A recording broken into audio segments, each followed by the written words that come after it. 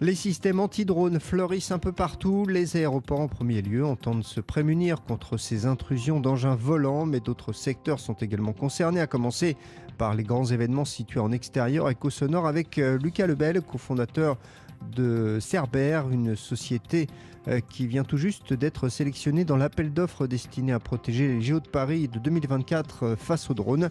Il nous précise le dispositif qu'il a mis en place. On maîtrise en fait le spectre radiofréquence, qui est en fait la manière dont les drones communiquent.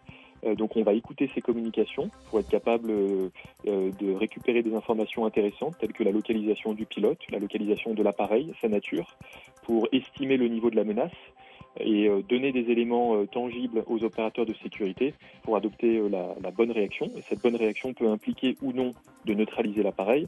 Neutraliser l'appareil, qu'est-ce que ça veut dire ? Ça veut dire qu'on va gêner les communications dont le drone a besoin pour fonctionner, afin de déclencher une procédure d'urgence qui forcera son atterrissage.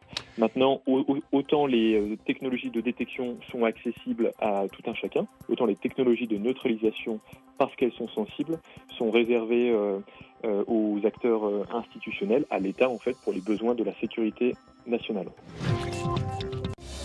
La protection des grands événements va impliquer, à mon sens, de plus en plus le recours à des technologies telles que les nôtres. La raison étant que, avec un drone, vous pouvez attaquer un événement, malheureusement, mais même vous pouvez faire des choses auxquelles on ne pense pas forcément, qui concernent notamment des zones géographiques un peu plus éloignées. Par exemple, aux États-Unis, à l'occasion de certaines compétitions de football américain ou autres, on a déjà observé que des drones pouvaient être utilisés pour, par exemple, diffuser un match un petit peu en amont de ce que les chaînes de télévision étaient capables de faire, sans avoir évidemment les droits pour le faire. Et ça, c'est quelque chose qui peut intéresser certains téléspectateurs, voire même des parieurs qui voudraient anticiper un résultat sportif, par exemple.